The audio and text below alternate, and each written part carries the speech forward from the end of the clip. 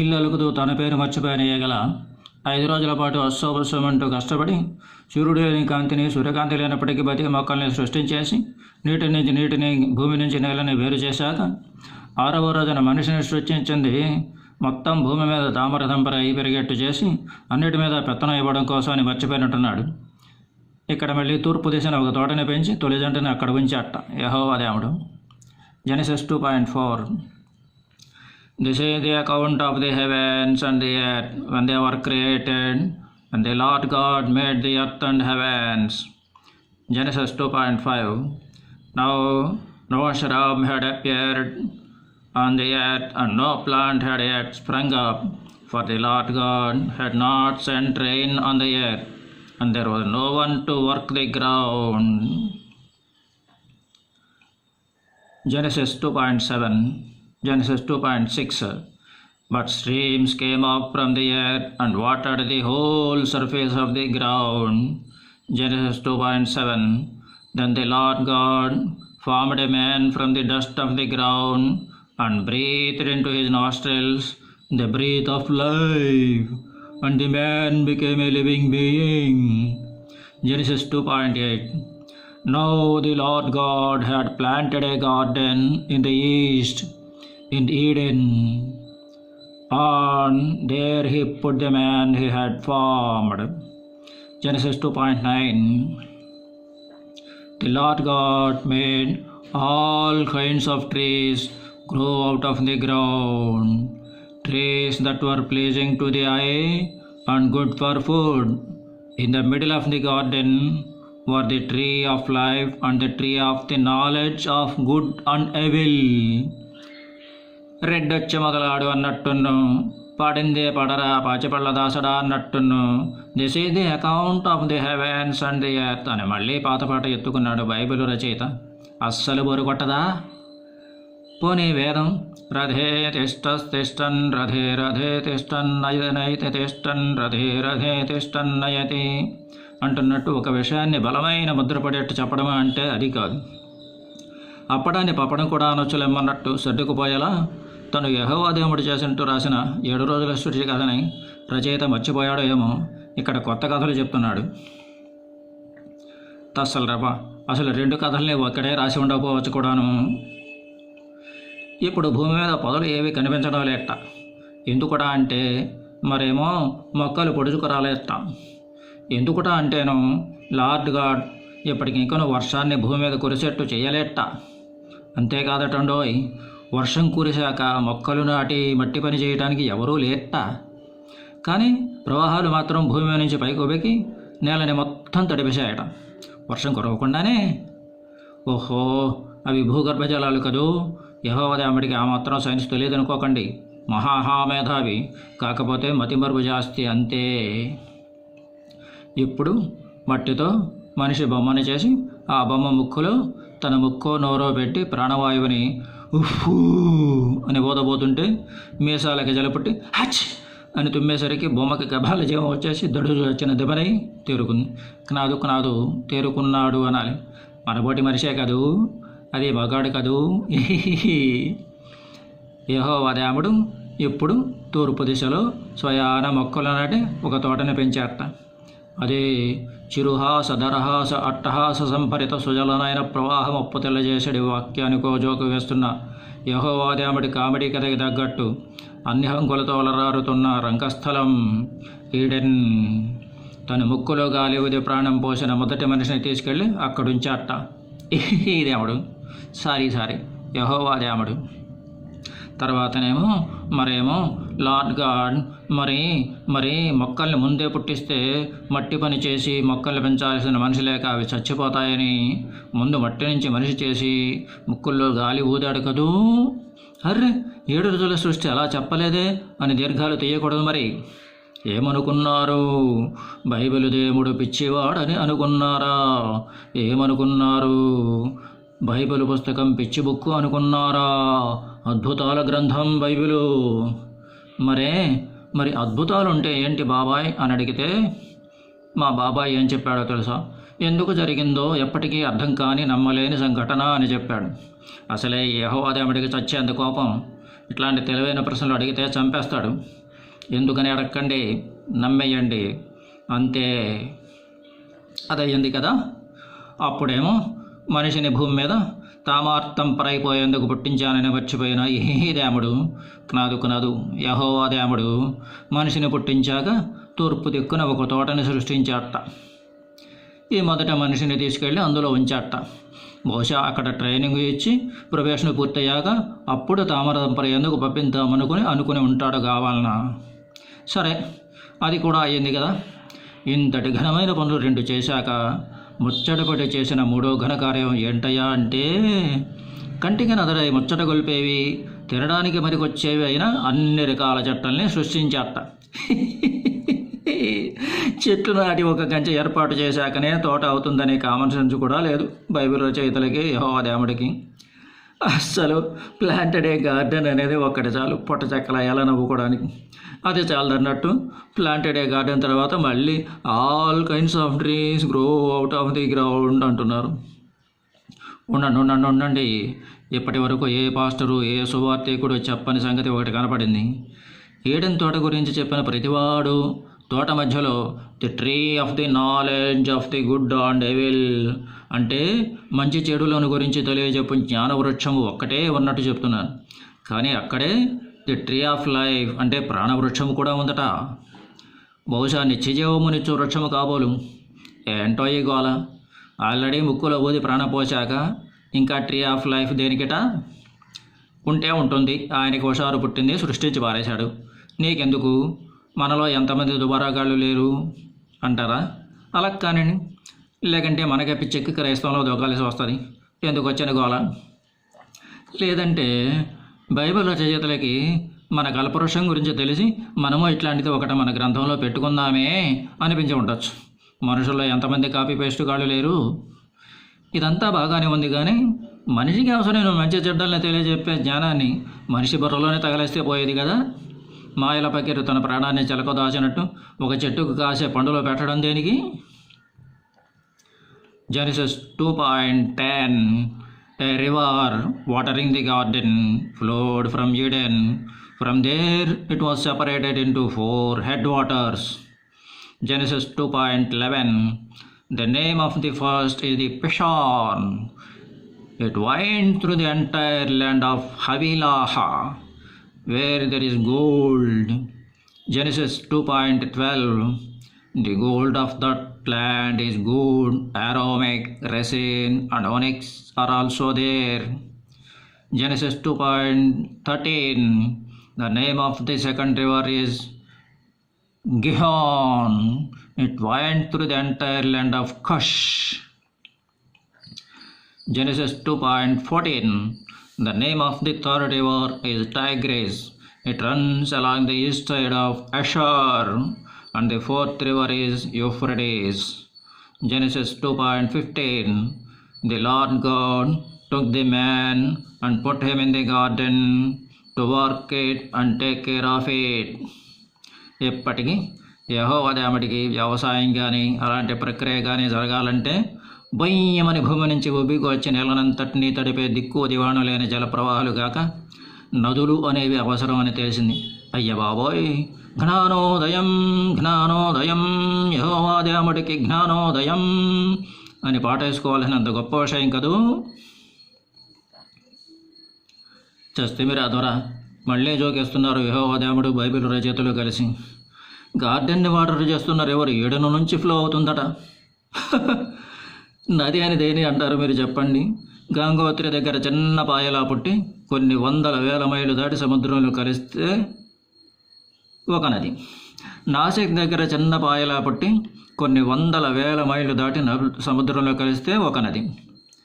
River అనే English పదాన్ని కూడా ప్రతి నీటిపాయకి ఓడేయకూడదనే ఇంగిత జ్ఞానం లేని దేవుడు సృష్టి చేస్తేను, రివర్ అనే ఇంగ్లీషు పదాన్ని కూడా ప్రతి నీటిపాయకి ఓడేయకూడదనే ఇంగిత జ్ఞానం లేని రచయితలు గ్రంథం రాస్తేను ఇలాగే అఘోరిస్తుంది. డబ్ల్యూడబ్ల్యూఆర్ మిల్లర్ అనే మేధావి 1992 యాంకర్ బైబిల్ డిక్షనరీ అను పుస్తకమునందు హవీలా అనునది అరేబియా ఖండం యొక్క లోపలి సరిహద్దుల నైరుతి ప్రాంతంలో ఉండవచ్చునని సెలవిచ్చాడు. ఇక ల్యాండ్ ఆఫ్ ఖష్ అనేది నైలు నది పరివాహ ప్రాంతం యొక్క ప్రస్తుత సూడాన్ యొక్క ఉత్తరం వైపునను ఈజిప్టు యొక్క దక్షిణ వైపునను ఉన్న కింగ్డమ్ ఆఫ్ ఖష్ అవుతుందని డేవిడ్ ఎం గోల్డెన్బెర్గ్ అను మేధావి సెలవిస్తున్నారు. పిషాన్, గిహాన్ అనే నదుల పేర్లు మనకి ఎక్కువ తెలియనివి కాబట్టి ప్రాంతాల జీపీఎస్ వివరాలు ఇచ్చాను. ఇక టైగ్రిస్, యూఫ్రటిస్ నదుల గురించి 10th క్లాస్ హిస్టరీ, జాగ్రఫీ పాఠాల్లో చదువుకున్నాం కదా. అక్కడ చెప్పిన ప్రాంతాలు 4 అరేబియా ఖండం లోపలివే. అంటే ఏమిటన్నమాట, యెహోవా దేవుడికి అరేబియా ఖండం తప్ప బయటి ప్రాంతం ఇంకోటి తెలియదు. జాగ్రఫీలో నాలెడ్జ్ లేదు. అరేబియాని తీసుకెళ్లి భూమికి తూర్పు కోసం అతికించాడు. మా తాతల నాడు 100 ఎకరాల తోటలు ఉంటేనే మందులు చల్లడానికో, కాపు అంచనా వేయడానికో, ఒక రౌండ్ వేయడానికి పొద్దున్న లంచ్ బాక్సులు కట్టుకుని తోట గేటు తీసుకుని వెళ్ళిన వాళ్ళు సాయంకాలం అయ్యేది. గేటుకు తాళం వేసి రోడ్డు మీదకి వచ్చేసరికి మరి యెహోవా దేవుడేమో అంత పెద్ద భూభాగాన్ని పట్టుకుని చిన్న తోట అనేసి ఒక్క మడిసికి అప్పచెప్పి పెంచేయరా, పోషించేయరా, దున్నేయరా, బాగు చేయరా అని అప్పచెప్పేశాడు. ఇదండి అసలుకి బైబిల్ రచయితలు మత గ్రంథం రాయాలనుకున్నారా, హాస్య గ్రంథం రాయాలనుకున్నారా, లేకపోతే ఏమిటండి ఇది? చిన్నపిల్లలు అక్షరాలు నేర్చుకునేప్పుడు బలపంతో పలక మొత్తం పట్టేట్టు అతి పెద్ద ఏ గీయించుకుని దాన్ని తెద్దడం అయిపోయాక మొత్తం చెరిపేసి బలపంతో పలక మొత్తం పట్టేట్టు అతిపెద్ద బీ గీయించుకుని దిద్దుతూ నేర్చుకున్నట్టు మొదటి భాగంలో 7 రోజుల పాటు భూమి మీద సమస్తాన్ని సృష్టించడం ఏంటో, రెండో భాగంలో అరేబియాని తీసుకెళ్లి తూర్పు దిశ కొత్తగా అతికించడం, దానికి ఈడెన పేరు పెట్టి మళ్ళీ మట్టి నుంచి మనిషిని తయారు చేయడం ఏంటో, మళ్ళీ చెట్లని నదుల్ని పుట్టించడం ఏంటో. నిజం చెప్పొద్దు, మొదటి భాగంలో వాక్యానికో జోకు ఉంది బైబిల్లో అంటున్నప్పుడు నిజంగానే బైబిల్ మొత్తం అలానే ఉంటుందని అస్సలు అనుకోలేదండి. నిజం చెప్పొద్దు, బైబిల్ మొత్తాన్ని విశ్లేషించడం అంటే భయంగా ఉందండి. నేను పిచ్చెక్కి చేస్తానేమోనని. ఇంత భయానకమైన కామెడీ బుక్కుని అంతమంది క్రైస్తవులు గంభీరమైన పవిత్ర గ్రంథం అని ఎలా నమ్ముతున్నారో అర్థం కావడం లేదు నాకు. ఏమిటో Genesis 2:16 And the Lord God commanded the man, You are free to eat from any tree in the garden. Genesis 2:7 But you must not eat from the tree of the knowledge of good and evil, for when you eat from it, you will certainly die. Genesis 2:18 The Lord God said, It is not good for the man to be alone. I will make a helper suitable for him. Genesis 2:19 Now the Lord God had formed out of the ground all the wild animals and all the birds in the sky. He brought them to the man to see what he would name them. And whatever the man called each living creature, that was its name. Genesis 2:20 So the man gave names to all the livestock, the birds, and the sky, and the wild animals. But for Adam, no suitable helper was found.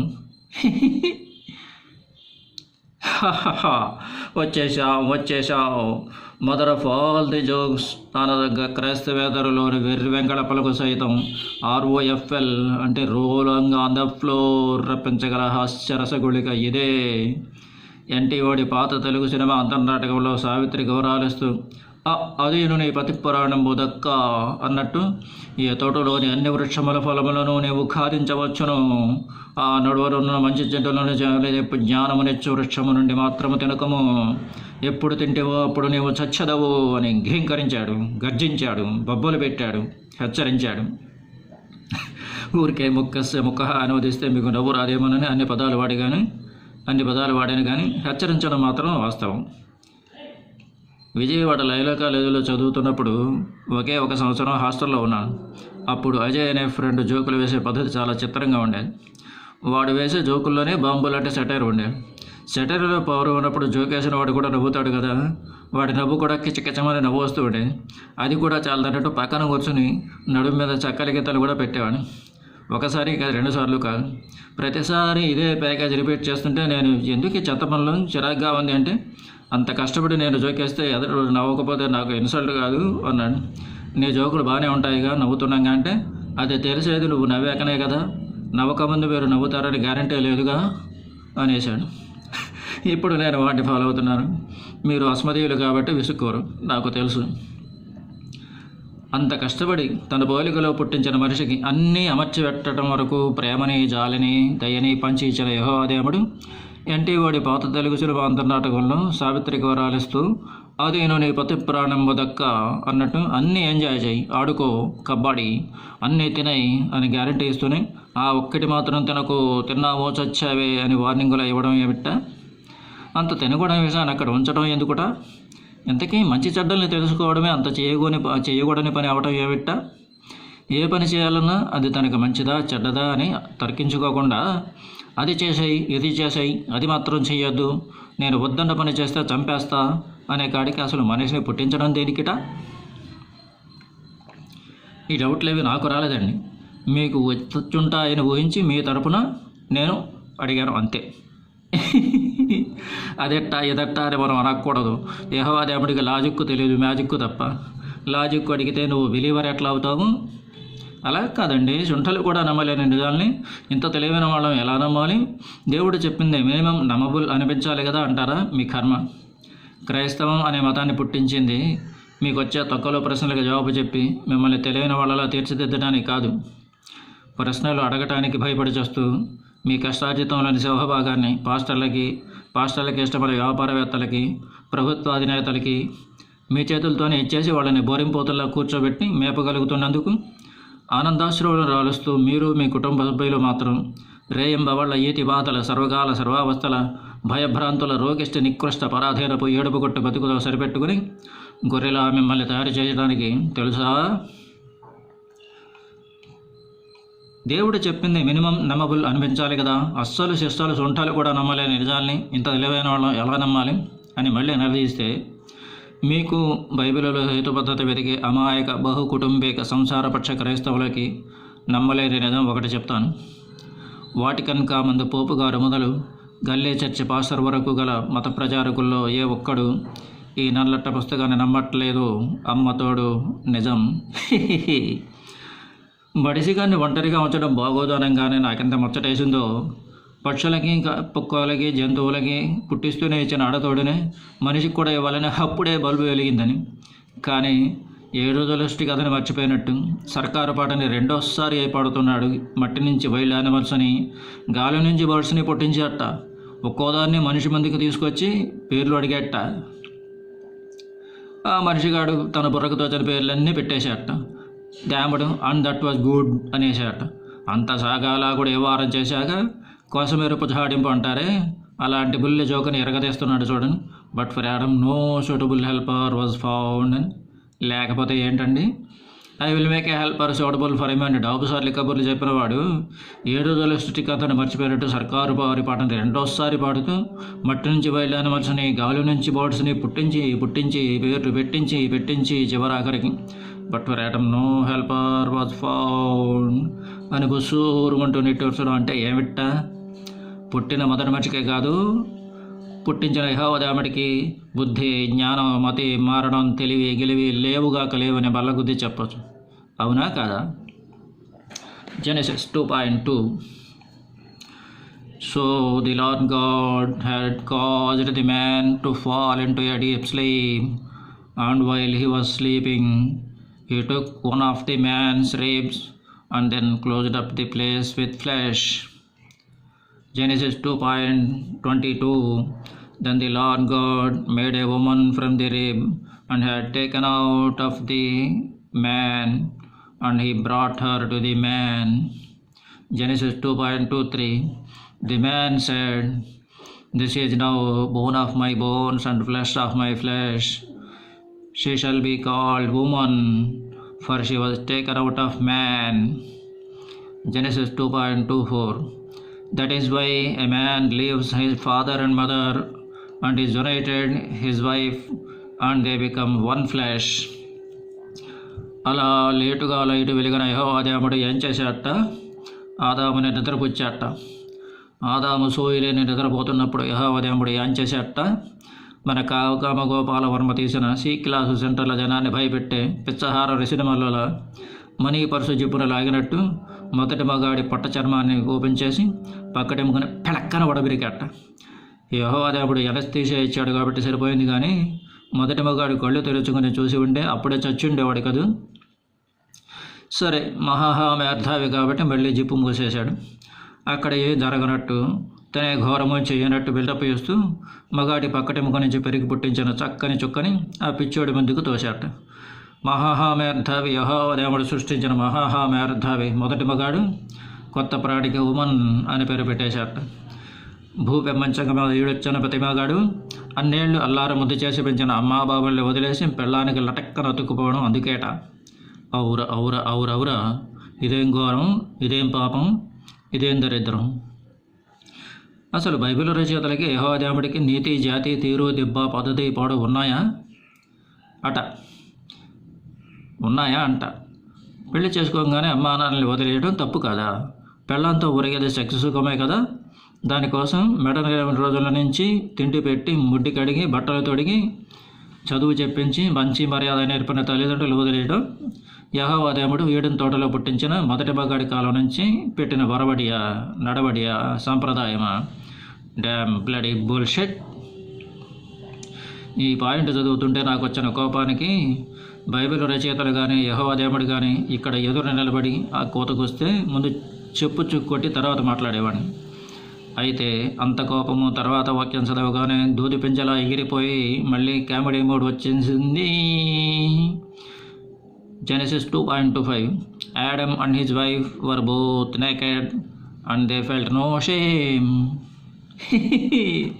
ఇవాళ చంటి పిల్లలు బోచిమెట్టు దగ్గర పెడితే పెద్దోళ్ళు మాత్రమే కాదు, సాటి పిల్లలు కూడా షేమ్ పప్పి షేమ్ అని వెక్కిరిస్తున్నారు. మరి యెహోవా దేవుడు తన ఆకారంలో పుట్టించిన మొదటి జంట దిశమలలతో తిరుగుతుంటే పప్పి షేమ్ అనలేదంటే వీళ్ళిద్దరితో పాటు యెహోవా దేవుడు కూడా.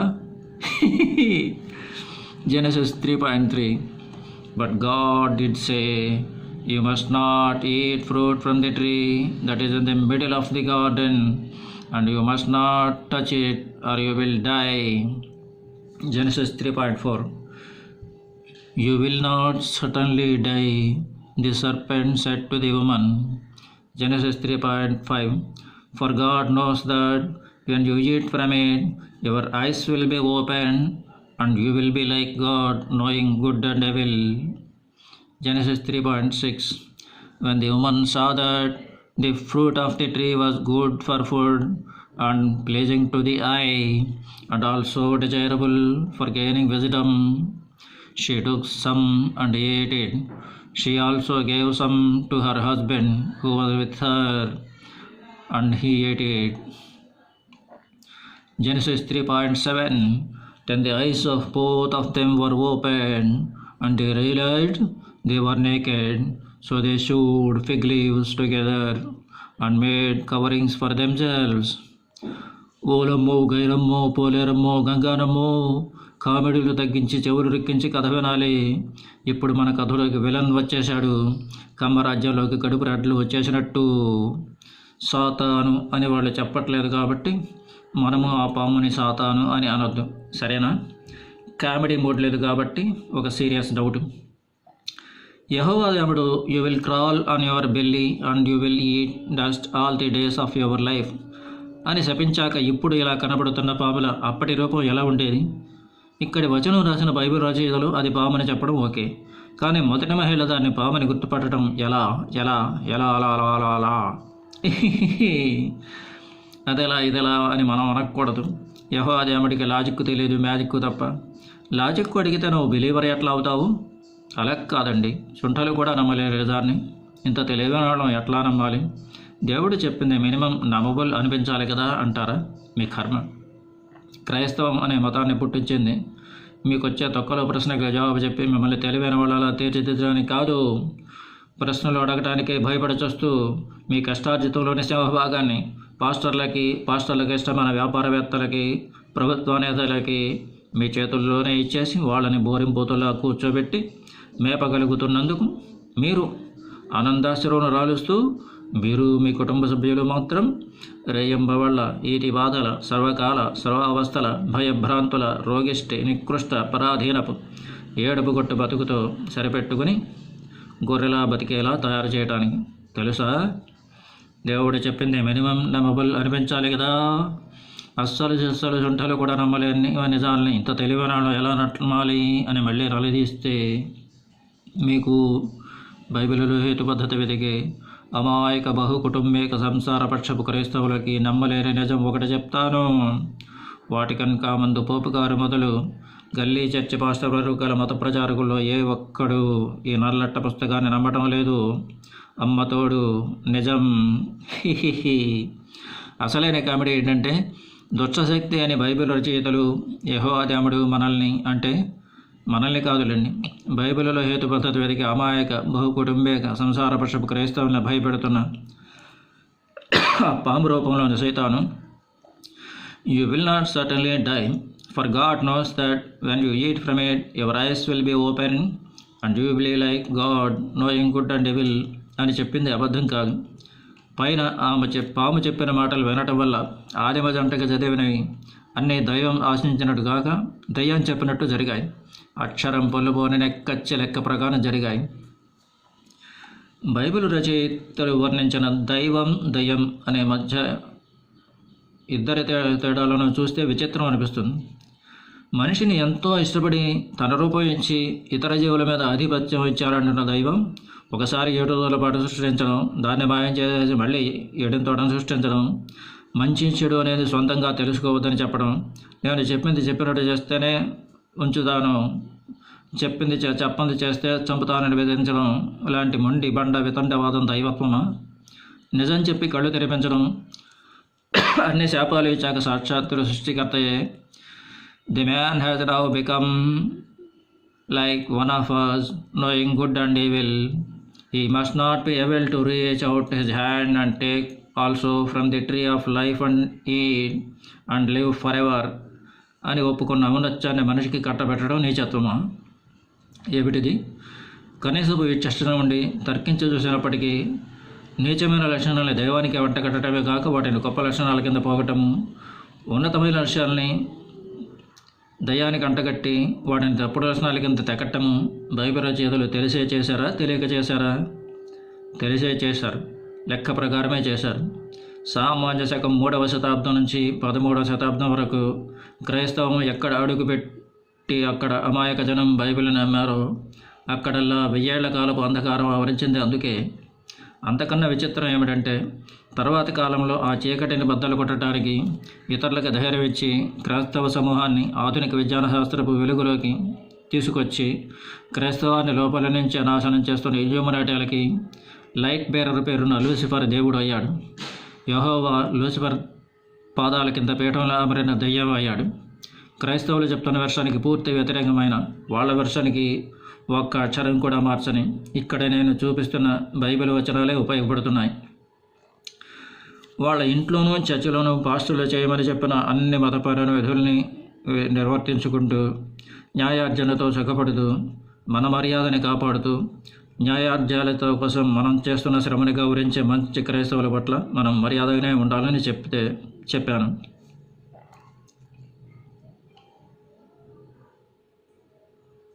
నిజాయితీతోనే తమ మత గ్రంథాన్ని నేను అవహేళన చేస్తున్నానని భావించే సాధువర్తలేని క్రైస్తవ సోదరులు క్రైస్తవ మతస్థులు చెప్తున్న వెర్షానికి పూర్తి వ్యతిరేకమైన లూసిఫర్ మతస్థుల వెర్షానికి ఒక్క అక్షరం కూడా మార్చని ఇక్కడ నేను చూపిస్తున్న బైబిల్ వచనాలే ఉపయోగపడుతున్నాయి అనేది ఎట్లా సాధ్యపడిందో ఆలోచించాలి.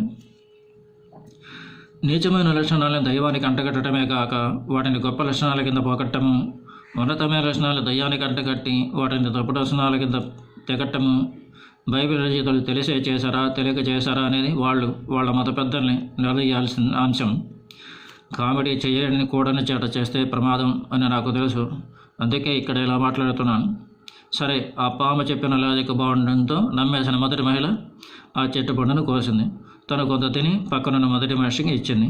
తను తిన్నాడు. ఆ వెంటనే అక్కడ జరిగింది ఏమిట్ట? మొదట వాళ్ళ కళ్ళు తెరుచుకున్నాయి.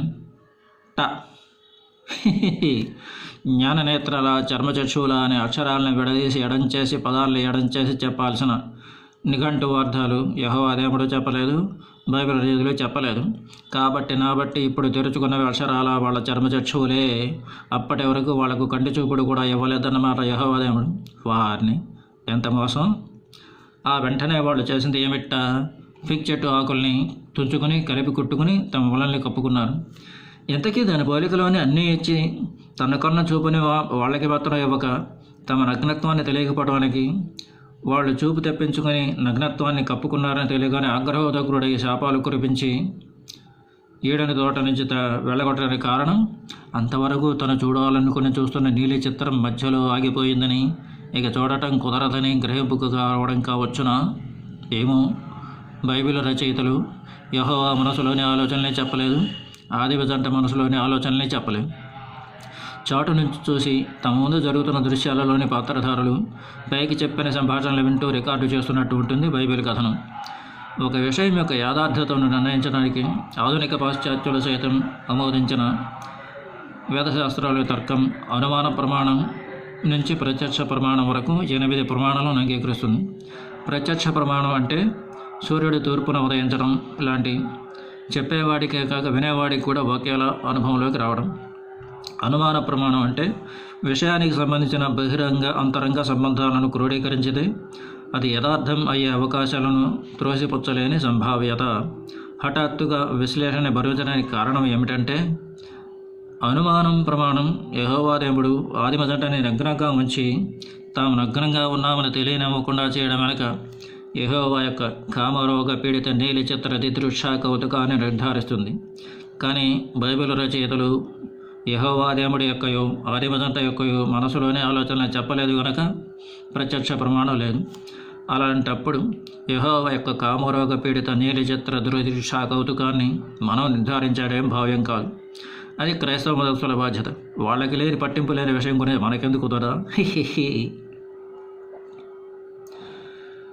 Genesis 3:8 Then the man and his wife heard the sound of the Lord God as he was walking in the garden in the cool of the day, and they hid from the Lord God among the trees of the garden. Genesis 3:9 But the Lord God called to the man, Where are you? Genesis 3:10 He, that means the man, answered, I heard you in the garden, and I was afraid because I was naked, so I hid. Genesis 3:11 And he, the Lord God, said, Who told you that you are naked? Have you eaten from the tree that I commanded you not to eat from? Genesis 3:12 The man said, The woman you put here with me, she gave me some fruit from the tree, and I ate it. Genesis 3:3 Then the Lord God said to the woman, What is this you have done? The woman said, The serpent deceived me, and I ate. Genesis 3:14 So the Lord God said to the serpent, Because you have done this, cursed are you above all livestock and all wild animals.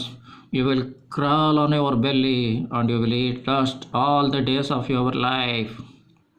Genesis 3:15 And I will put enmity between you and the woman, and between your offspring and hers. He will crush your head, and you will strike his heel.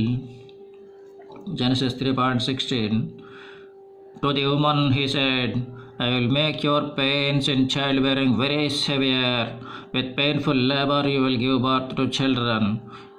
Your desires will be for your husband, and he will rule over you. Genesis 3:17 To Adam he said, Because you listened to your wife and ate fruit from the tree about which I commanded you, you must not eat from it. Cursed is the ground because you. Through painful toil you will eat food from it all the days of your life. Genesis 3:18 It will produce thorns and thistles for you, and you will eat the plants of the field. Genesis 3:19 By the sweat of your brow you will eat your food, until you return. By the sweat of your brow you will eat your food until you return to the ground, since from it you were taken. For dust you are, and to dust you will return. అబ్బో, పెద్ద నాటకమే జరిగింది. వాళ్ళు మొలని కప్పుకున్న వెంటనే జరిగిందో తర్వాత ఎప్పుడో చాలాసేపు అయ్యాక జరిగిందో తెలియదు, కానీ వాళ్ళిద్దరూ sound of the God Lord విన్నారట. ఏమిటో ఈ sound of the Lord God అంటున్న శబ్దం? ట్రంపెట్ మోగించుకుంటూ వచ్చాడా? గాడిదలా ఒంటరి పెట్టుకుంటూ వచ్చాడా? కొర్రలో సగలించుకుంటూ వచ్చాడా? ఏనుగులా ఘేంకరించుకుంటూ వచ్చాడా? కిరు చెప్పులు వేసుకుని వచ్చాడా? తెలుగులోకి అనువదించాలంటే ఏ మాట వేస్తే ఏ బూతు వస్తుందో అని హడిలే చచ్చి ఉన్నది ఉన్నట్టు నెక్కినాల్సి వచ్చింది. కర్మ. ఎంత ఒక దేహం ఉండి మానవుడి అధికారాన్ని కుదించుకుని ఉన్నప్పటికీ ఇన్ని గ్రహాలని, నక్షత్రాలని, సకల చరాచర వృష్ట జంతు జాతుల్ని ఏకవికిన కేవలం 7 రోజుల్లో సృష్టించగలిగిన వాడికి తను సృష్టించిన 7 తోటలు, తను సృష్టించిన మనుషులకి, తను సృష్టించిన పాముకి మధ్య ఏం జరిగిందో తెలియకపోవడం ఎంత విచిత్రం. సంకల్ప మాత్రం చేతనే అన్ని అసాధ్యాలు శోధించిన పూర్ణజ్ఞానికి ఎక్కడున్నారు మీరు అని అడగాల్సిన కర్మ ఏమిట్ట? ఎంత అమాయకత్వం. మొదటి మగాడు, నువ్వు వస్తున్నది విన్నాను, నగ్నంగా ఉంటాను, భయమేసింది, అందుకే దాక్కున్నా అని అంటున్నప్పుడు పూర్ణజ్ఞాని కాదు, అర్ధజ్ఞాని అయినప్పటికీ వీళ్ళు తను తినొద్దన్న పండు తినడం వల్లనే వాళ్ళకి సిగ్గు వచ్చిందని తెలియాలి కదా. మరి ఏమి అడగనట్టు, నువ్వు నగ్నంగా ఉన్నావని నీకెవరు చెప్పారు? కొంపతీసి నేను తినొద్దని ఆజ్ఞాపించిన పెట్టు పండు కానీ నువ్వు తినలేదు కదా అని అడగటాన్ని చదువులో ఇలా అర్థం చేసుకోవాలి. మీరు చెప్పండి. అజ్ఞానమా, అమాయకత్వమా, దొంగ వేషమా, తన నీలి చిత్రపు కక్కుర్తి బయటపడిపోయిందన్న ఆందోళన? ఏమో. సరే, రావు గోపాలరావులా ఏం జరిగదన్నది కాదు క్వశ్చను, ఏం చేసి తన ప్రెస్టేజ్ నిలబెట్టుకోవాలనేది పాయింట్. తను సృష్టికర్త, వాళ్ళు సృష్టితాలు కాబట్టి తనే సుపీరియర్, అందులో డౌట్ లేదు. మొదటి మగాడేమో నా తప్పేం లేదు, నువ్వు నాకు అంటకట్టినాడని నన్ను చెడగొట్టింది అన్నాడు. సస్తిమిరా దొర. ఆ మాటల్లో రెబెల్ నేచర్ ఖడేల్మని మోగింది. ఉలిక్కిపడి సర్దుకున్నాడు యెహోవా దేవుడు. మొదటి ఆడదేమో నా తప్పు లేదు, ఆ పాము నన్ను మోసం చేసి అనేసింది. సస్తిమిరా దొర. ఆ మాటల్లో బ్లేమింగ్ నేచర్ ధడేల్మని మోగింది. ఠారెత్తిపోయిన సర్దుకున్నాడు దేవుడు, యెహోవా దేవుడు. ఆ పాము గడిని క్వశ్చన్ చేస్తే మొదటికే ముప్పు వస్తుంది కనుక ఇక విచారణ ఆపేసి శిక్షలు వేయడం మొదలుపెట్టాడు. భలే కామెడీ పనిష్మెంట్లండి. మొదట పాముకి అన్ని జంతువుల్లోకి అది శాపగ్రస్తం అయిపోతుంది. టా అప్పటి నుంచి పొట్ట మీద పాకుతుంది. టా అప్పటి నుంచి మట్టి తింటుంది. టా యెహోవా దేవుడు, you will crawl on your belly and you will eat dust all the days of your life అని శపించాక ఇప్పుడు ఇలా కనబడుతున్న పాముల అప్పటి రూపం ఎలా ఉండేది? ఇక్కడి వచనం రాసిన బైబిల్ రచయితలు అది పామని చెప్పడం ఓకే, కానీ మొదట మహిళ దాన్ని పామని గుర్తుపడడం ఎలా ఎలా అలా అలా అలా అలా అనే డౌట్ ప్రకారం పొట్ట మీద పాకడం వల్ల ఆ జీవికి కష్టంగానే నష్టంగానే అనుభవాలకు వస్తే కదా అది శిక్ష అయ్యేది. సర్రుమని ఎంత ఫాస్ట్గా పాకుతాయో పాములు చూసి చచ్చారా ఈ యెహోవా దేవుడు బైబిల్ రచయితలు? తను శిక్ష వేశాకనే వాటి రూపానికి సౌందర్యము, వాటి నడక్కి మంచి వయ్యారము వచ్చేసింది. ఇది శిక్ష. సత్యభామ మొగుడి మీద మోకంతో నడిచిన నడకలిసే కవిగారు అనవినయురగాంగనయంబలే అని వర్ణించడం పిచ్చోడే కాదు చేసింది. పాము నడకలో అంతటి అందం ఉంది. పాములు మట్టి తింటున్నాయా? కప్పల్ని, ఎలకల్ని, గుడ్లని గుటకాయ స్వహా చేస్తుంటే జబర్దస్తిగా బతికేస్తుంటే అవు పట్టలేదా యెహోవా దేవుడికి, బైబిల్ రచయితలకి? అసలు ఈ శిక్ష అమల్లోకే రాలేదు. ఇంకా ఆడంగులకి పాములకి శత్రుత్వం 100% ఉంటేనే కదా యెహోవా దేవుడి వాక్యం సత్యం అయ్యేది. ఇవాళ జ్యువెలరీ డిజైన్లలో జంతువుల ఆకారాలు ఇరికించడం పెద్ద క్రేజ్. వాటిలో పాము ఆకారమే ఎక్కువ కనిపిస్తుంది. మగాడు పాముని నెత్తి మీద కొట్టడం, పాము మనిషి శలమంద మీద కరవడం కూడా 100% జరగట్లేదు కదా. అసలు ఈ శిక్ష అమల్లోకే రాలేదు. ఇప్పుడు మొదటి ఆడంగికి పురిటి నొప్పులు మానవ జాతికే కాదు, మానవ జాతికి పెళ్ళాన్ని మర్చిపోయి సృష్టించిన హెల్పర్స్ అండ్ లివ్ స్టాక్ రకములకు చెందిన ఆవు వంటి జంతువులలోనూ ఉంటాయి కూడాను. బహుశా మిస్సమ్మ సినిమాలో వాడు అల్లరి చేస్తే నన్ను ఎందుకు కొడుతున్నారు అని కుర్రాడు అడిగితే, ఓ గంట పోయాక నువ్వు అల్లరి చేస్తే అప్పుడు నేను రావాలా అని లాజిక్ తీసిన అల్లు కుటుంబ మూల స్తంభంలో మనిషికి వేసిన రిజిస్టర్ హెల్పర్స్ కూడా ఫ్రై చేశాడు కాబోలు. అప్పుడు మొదటి మగంకి ఇది ఎక్కడి శిక్ష, ఇది ఎక్కడి ఏడుపు, ఇది ఎక్కడి మేళం. మనిషికి శాపం రాకముందు ఏడుల్లో చేసిన పనులనే శాపం వచ్చాక కూడా చేస్తున్నాడు కదా. అప్పుడు లేని కొత్త పోయి ఏమొచ్చి పడ్డాయి. కార్లు, బంగ్లాలు, విలాసాలు కావాలంటే బోల్డ్ డబ్బులు కావాలి కాబట్టి అస్సోబుస్సోమని కష్టపడాలి.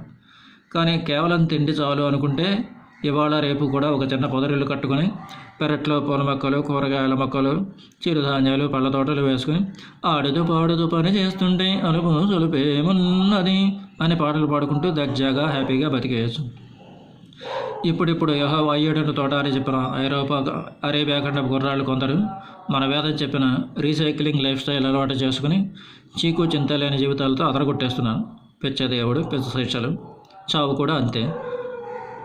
పాముగాడి వల్ల tree of knowledge of good and evil పండు తిని జ్ఞానం పొంది ఆ తిక్కలోడి ఉత్తుత్తి శాపానికి గురై తొక్కలో ఈడని తోట నుంచి బయటపడి అఘోరించడమే తప్ప ట్రీ ఆఫ్ లైఫ్ నుంచి పండు తెంపుకునేది అన్నట్టు లేదు కదా.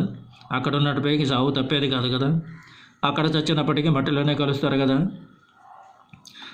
అత్యంత సహజమైన విషయాలను కూడా శిక్షల కింద మార్చి ఢామ్ ఢబేల్ భూమ్ భగేల్ అని యెహోవా దేవుడు బైబిల్ రచయితలు చెప్పడం ఏంటి? ఈ బుర్ర తక్కువ క్రైస్తవ జనం నమ్మి రోజుకోసారి, గంటకోసారి కాదు క్షణానికోసారి హడిలి చావడం ఏంటి? పిచ్చ మతం, పిచ్చ జనం.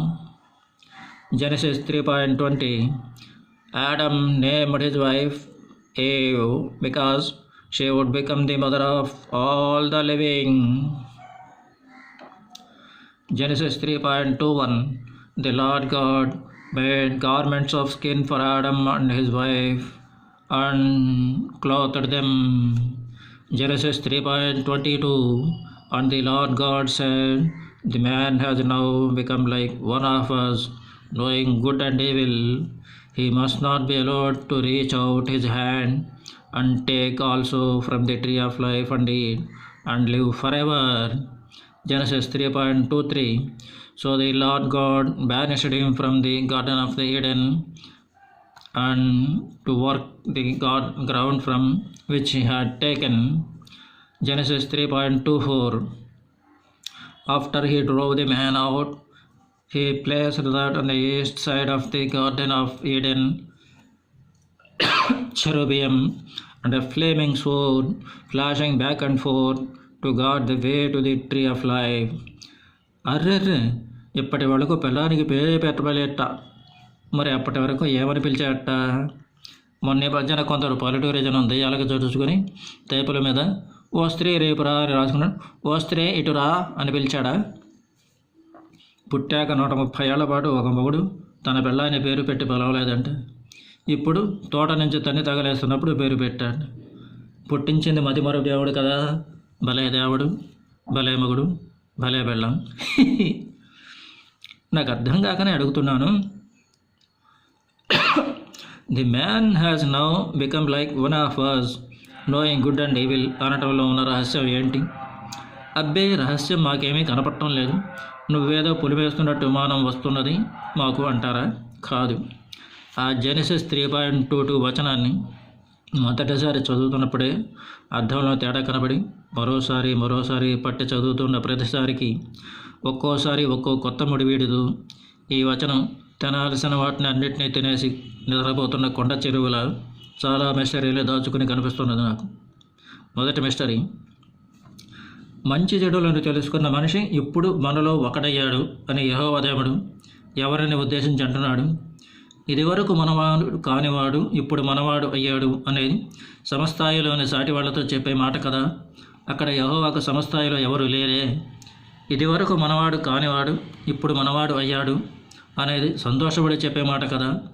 మరి యెహోవాకు శాపాలు కురిపించేటంత కోపం ఎట్లా వచ్చింది?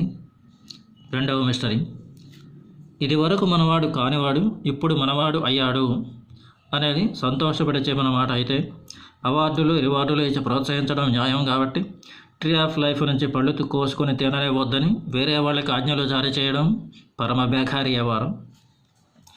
ఇదివరకు మనంతటి వాడు కానివాడు ఇప్పుడు మనంతటి వాడు అయ్యాడు అనేది కోప్పడి చెప్పిన మాట అయితే ఎలాగో ఈడెను తోట నుంచి వెళ్ళగొట్టేస్తున్నాడు కాబట్టి ట్రీ ఆఫ్ లైఫ్ నుంచి పళ్ళు కోసుకొని తిననే వద్దని వేరే వాళ్ళకి ఆజ్ఞలు జారీ చేయడం కూడా పరమ బేకారి వ్యవహారమే. తర్వాత ఎప్పుడో జరిగిన నోవా గారి పెద్ద బురద కథని ఇప్పుడు గుర్తు చేసుకుంటే అసలు వెళ్ళగొట్టడమే అనవసరం అనిపిస్తుంది. Adam, to Seth, to Enosh, to Kenan, to Mahalalel, to Jared, to Enoch, to Methuselah, to Lamech, to Noah అనే జెనసిస్ 5 చెప్తున్న ప్రకారం పట్టుమని 10 తరాలు గడిచాయో లేదో యెహోవా దేవుడికి మనిషిని సృష్టించి భూమి మీదకి వదలడం తను చేసిన పరమ భయానకమైన నేరం అనిపించేసింది. Genesis 6:5 The Lord saw how great the wickedness of the human race and became on the earth, and that every inclination of the thoughts of the human heart was only evil all the time. Genesis 6:6 The Lord regretted that he made human beings on the earth, and his heart was deeply troubled. Genesis 6:7 So the Lord said, I will wipe from the face of the earth the human race I have created, and with them the animals, the birds, and the creatures that moving along the ground, for I regret that I have made them. అన్ని తరాలు గడిచాక ఏడ్చిన ఏడుపు, పాముగాడి ప్రలోభానికి లొంగిపోయిన ప్రథమ జంటని, ఇంటికొచ్చిన చుట్టాలని కొత్త బట్టలు పెట్టి సాగనిపినట్టు కులుక్కుంటూ ఏడిన తోట నుంచి భూమి మీదకి వదలక ముందు ఏడిస్తే ఎంత బాగుండేది. అప్పుడు ఇలా తెగని పెళ్లి శాపాలు పెట్టేసి అది సాలే మనకి సర్దుకుపోయి ఏడిన తోట నుంచి వెళ్ళగొట్టి ఉద్ధరించిన ఘరిక ఏమిట్ట. పాముగాడి దుర్బోధకి మోసపోయిన తెలివి తక్కువ ప్రథమ జంటని అప్పుడే చంపేసి పాముగాడి దుర్బోధకి మోసపోయినంత తెలివైన ప్రథమ జంటని పుట్టించితే సరిపోయేది. గోటితో పోయేదానికి గొడవలెందుకు అన్నట్టు a stitch in time saves 9 time అనే చిన్న విషయం కూడా తెలియని బుద్ధి లేని యెహోవా దేవుడు ఇప్పుడు 2 ప్రాణాలతో పోదేది, అప్పుడు అన్ని ప్రాణాలు తీయాల్సి వచ్చింది. అసలు మొదట్లోనే పాముగాడి మాయకు లోబడినంత తెలివైన వాళ్ళని పుట్టిస్తే సరిపోయేదిగా అంటారా? ఆయన ఉంటే మంకలెందుకు, బుర్రగీకుడెందుకు, తెల్లకోకలెందుకు అన్నట్టు అంత తెలివి యెహోవా దేవుడికే లేదు. ఇంతకీ ఆ 10వ తరంలో యెహోవా దేవుడికి మనుషులందరినీ చంపేయాలన్నంత కోపం ఎందుకు వచ్చిందో తెలిస్తే కడుపు ఉబ్బడం, కళ్ళమ్మట నీళ్లు రావడం, కింద పడి దొరలడం లాంటి మామూలు నవ్వులు కాదు. నవ్వి చచ్చిపోదాం.